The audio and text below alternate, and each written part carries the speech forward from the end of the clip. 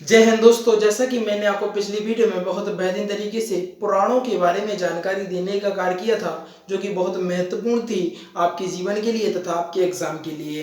आपको इसके बाद में बताऊंगा मंडोकर्मोपनिषद है जो, उसके बारे में तथा विभिन्न उपनिषदों के बारे में आज मैं आपको जानकारी देने का कार्य करूंगा, जो कि एग्जाम की दृष्टि से तथा आपके जीवन की दृष्टि से बहुत महत्वपूर्ण हो जाने का कार्य करता है। हम बात करते हैं मंडूकोपनिषद की। मंडूकोपनिषद जो था बहुत महत्वपूर्ण उपनिषद होने का कार्य कर रहा था। इसका एक प्रमुख कारण यह भी था कि इसमें से क्या लिया गया था, इसमें से भैया सत्यमेव जयते को लिया गया था। किसको लिया गया था? कि नशा जी सत्यमेव जयते को लिया जाने का कार्य किया था। देखिए समझिए, आपको बता दें सत्यमेव जयते यह वो स्लोगन है जो हमें, जैसे ही हम कहते हैं हमारी बॉडी, हमारी शरीर के रोमटे खड़े हो जाते हैं, क्योंकि इस सत्यमेव जयते के लिए फौजी बॉर्डर पर लड़ते हैं, पुलिस वाले अपनी रक्षा करते हैं, हम लोगों की रक्षा करते हैं, सभी प्रकार की सिर्फ और सिर्फ किसके लिए? सत्यमेव जयते के लिए। सत्यमेव जयते के लिए, इस वाक्य के लिए हमारे मन में एक बहुत बेहतरीन सा सम्मान देखने को मिलता है। बात करते हैं मंडोकोपनिषद की। मंडोकोपनिषद जो था वह सत्यमेव जयते की चर्चा इसी में की गई है। सत्यमेव जयते की चर्चा मंडोकोपनिषद से की गई है और यह बहुत महत्वपूर्ण क्वेश्चन है। आपको बता दें एसएससी, एमटीएस तथा जीडी वाले विद्यार्थी तथा ये आपको बता दें आरआरबी में, ये सारे एग्जामों में आपको देखने को मिला। बहुत महत्वपूर्ण क्वेश्चन था। इसके बाद बात करेंगे जवालोपनिषद। इसमें समझिए किस किस की चर्चा है। इसमें ब्रह्मा जी की, विष्णु जी की, महेश अर्थात त्रिमूर्तियों की चर्चा देखने को मिलती है। इस प्रकार क्वेश्चन हो सकता है कि बताइए त्रिमूर्ति की चर्चा किस उपनिषद में मिलती है? कहना सर जी जवालोपनिषद में हमें देखने को मिलती है। इसके बाद बात करेंगे सर्वप्रथम चार आश्रम के बारे में इस उपनिषद में उल्लेख किया गया है। चार आश्रमों के बारे में किस उपनिषद में उल्लेख किया है? कहना सर जी जवालोकोपनिषद में इसका बहुत बेहतरीन तरीके से उल्लेख किया गया है। इसके बाद बात करेंगे अलोपनिषद की। अलोपनिषद है जो, यह सबसे बाद का उपनिषद है। क्या है? कहना सर जी यह सबसे बाद का उपनिषद है और इसकी रचना है ना अकबर के समय में हुई देखने को मिलती है। अकबर का जब समय चल रहा था तब यह सबसे बाद का, यानी सबसे बाद में, यानी अकबर के समय का, लगभग अकबर के समय का ये उपनिषद है। इसको बोलते हैं अलोपनिषद, बोलने का हम कार्य करते हैं। इसके बाद बात करेंगे स्मृति साहित्य की। समझिए स्मृति साहित्य कितना महत्वपूर्ण है, इसकी आज हम चर्चा करने का कार्य करेंगे। समझिए इसमें प्राचीन राजवंशों की जानकारी मिलती है। बताइए प्राचीन राजवंशों की जानकारी हमें कहां से मिलती है? कहना सर जी प्राचीन राजवंशों की जो जानकारी है वो हमें स्मृति साहित्य से देखने को मिलती है। किससे? कहना सर जी स्मृति साहित्य से हमें देखने को मिलती है। स्मृति साहित्य की जो संख्या है वह 36 है। स्मृति साहित्य की संख्या कितनी है? कहना सर जी स्मृति जो साहित्य की संख्या है वह 36 है। इसके बाद बात करेंगे विष्णु स्मृति तथा नारद स्मृति। विष्णु स्मृति तथा नारद स्मृति में गुप्त काल की जानकारी हमें प्राप्त हुई है। गुप्त काल की जानकारी किस स्मृति साहित्य से हुई है? कहना सर जी विष्णु स्मृति तथा नारद स्मृति से हमें गुप्त काल के बारे में जानकारी देखने को मिलती है। इसके बाद बात करेंगे मनुस्मृति। क्या करेंगे? कहना सर जी मनुस्मृति की अगर हम बात करें यह भी बहुत महत्वपूर्ण हो जाने का कार्य करता है। समझो मनुस्मृति जो है यह याज्ञवल्क्य कहते स्मृति मौर्य काल की जानकारी हमें मिलती है। समझिए मनुस्मृति तथा याज्ञवल्क्य स्मृति से मौर्य काल की हमें जानकारी देखने को मिलती है। यह भी बहुत महत्वपूर्ण क्वेश्चन है, ठीक है ना। इसके बाद बात करेंगे याज्ञवल्क्य जो स्मृति है इसमें जुआ खेलने को उचित बताया गया है। क्या?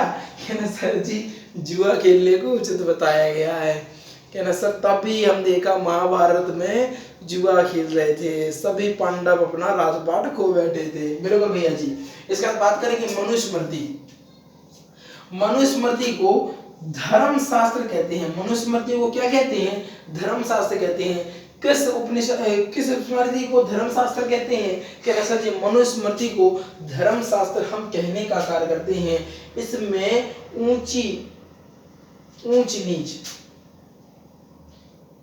सब ठीक है, ऊंची जाति की वरीयता दी गई है, वरीयता दी गई तथा दलित तथा महिलाओं को नीचे दिखाया गया है। दलित तथा महिलाओं को नीचे दिखाने का कार्य किया है किस स्मृति में? कि नसर जी, मनुस्मृति में दलितों को तथा महिलाओं को नीचे दिखाया गया है। मैं आपको बता दूं, जिस चीज को आप जितना दबाओगे वह उतना ही ऊंचाई पर जाएगी। जैसे कि आपको बता दें, हम स्प्रिंग को हम जितना दबाएंगे वह उतनी स्पीड से ऊपर उचकने का कार्य करेगी। ऐसे ही दलित हुए और ऐसे ही महिलाएं हुई। लोगों ने इन्हें इतना दबाया कि आज एक सुनहरा भविष्य लेके निकलती हैं। महिलाओं की बात करें तो हर जगह विजय का परचम लहराने का कार्य कर रही हैं। वहीं पर दलितों की बात करें, भैया एक दलित ही था जिसने संविधान लिख डाला, दलित ही था जिसने संविधान लिख डाला। ऐसा कर गया जो अभी तक किसी ने ना करने की सोचा होगा। सोचिए, एक व्यक्ति ने पूरा संविधान लिख डाला और उसी पर पूरे भारत देश का संविधान चलता है, भारत की सरकारें चलती हैं और भारतवासियों का जीवन विश्वास चलने का कार्य करता है। तो मैं आपको बताता हूं कि जो व्यक्ति आपको जितना दबाता है, आप उतनी ही ऊंचाई से उसके सामने खड़े होने का कार्य करेंगे। बस संघर्षों से मत डरिए। आप क्या कहना सर जी, संघर्षों से मत डरिए। जीवन में संघर्ष का आना पार्ट ऑफ लाइफ है और उनसे निकलना आर्ट ऑफ लाइफ है। ठीक है ना? देखो, दिक्कत नहीं होगी, गारंटी देता हूं, क्योंकि आप पढ़ ही रहे हैं। किस बैच में? कहना सर जी, राम सेतु बैच में हम पढ़ने का कार्य कर रहे हैं। और राम सेतु बैच तो विजय का परचम लहराने का कार्य करता है, जो कि बहुत महत्वपूर्ण है। इसके बाद बात करेंगे, इसमें विवाह की जो उम्र है वह पुरुषों की 25 वर्ष बताई गई है और जबकि महिलाओं की जो उम्र है वह 12 वर्ष को बताया गया है। जो पुरुष हुआ करते थे उनकी जो एज हुआ करती थी वह 25 वर्ष बताई गई थी विवाह के लिए, और जबकि जो महिलाएं हैं उनको 12 वर्ष बताया गया है। किसमें? मनुस्मृति की बात यहाँ पर हो रही है। इसमें 8 प्रकार की विवाहों की चर्चा है। एक व्यक्ति 8 विवाह कर सकता था। इन 8 प्रकार की विवाह की चर्चा मनुस्मृति में आपको देखने को मिलती है। इसके बाद बात करेंगे संस्कार। संस्कारों की संख्या 16 होती है और दाह संस्कार अंतिम संस्कार होता है। और इसी को जब यह दाह संस्कार होता है तो कहते हैं यति देवाखंडे सबरी अध्याय समाप्ता। बोलिए सत्यनारायण भगवान की और जय। क्योंकि यह दाह संस्कार है, इसी को हम अंतिम संस्कार कहते हैं। आपको बता दें, हमारी संस्कृति में 16 संस्कारों के बारे में चर्चा की गई है। विभिन्न प्रकार के संस्कार होते हैं, पुष्पम संस्कार, जन्मोत्सव संस्कार, नामकरण संस्कार, वह विभिन्न प्रकार के संस्कार आपको देखने को मिलते हैं, जो कि आपके जीवन को एक अच्छा दिशा दिखाने का कार्य करते हैं। अब मैंने आपको बहुत बेहतरीन तरीके से बताया मंडूक उपनिषद में क्या था? सत्यमेव जयते को लिया गया। जवाहर उपनिषद में ब्रह्मा विष्णु महेश तथा त्रिमूर्तियों की चर्चा है। यह इसमें 4 आश्रमों के उल्लेख भी बताए गए हैं। अलुपनिषद में क्या है? सबसे बाद का उपनिषद है और इसमें अकबर के समय लिखा गया है। स्मृति साहित्य की बात करते हैं, प्राचीन राजवंशों की जानकारी देखने को मिलती है। ठीक है ना? इसमें विष्णु तथा नारद स्मृति में गुप्त काल की चर्चा हमें देखने को मिलती है। इसके बाद बात करें मनुस्मृति का यज्ञोपनिषद स्मृति मौर्य काल की जानकारी हमें मिलती है। इसके बाद बात करें मनुस्मृति को धर्मशास्त्र कहते हैं। इसमें ऊंची जाति को वरीयता दी गई है।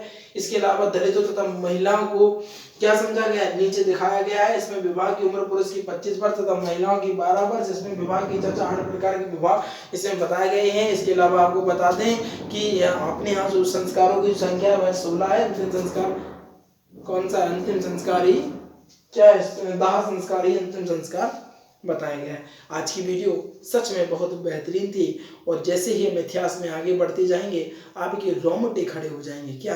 रोंगटे खड़े हो जाएंगे, गारंटी देता हूँ। क्योंकि कंटेंट में तो बोधम है कि तख्त ताज पलट दे। क्या? तख्त ताज पलटने की क्षमता आपको देखने को मिलती है। इन्हीं चंद शब्दों के साथ विदा लेना चाहूँगा।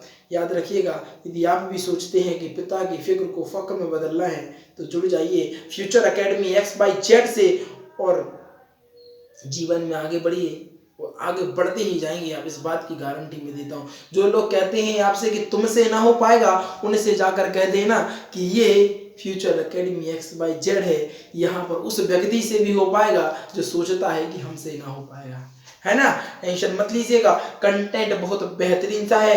एनसीईआरटी भैया, एनसीईआरटी से रिलेटेड पूरा कंटेंट देखने को मिलता है। मैं बता दूं एनसीईआरटी बेस्ट क्यों है, क्योंकि सारी चीजें डिटेल में दी हुई हैं। मैं सारा आपको डिटेल में पढ़ा रहा हूँ। वन लाइनर तो आप कैसे थर थर कांपेगी, वन लाइनर की किताबें कैसी कांपेगी, थर थर कांपेगी। स्पीड तो ऐसी फुर फुर कर दोगे, लेकिन डिटेल से पढ़ना जरूरी है।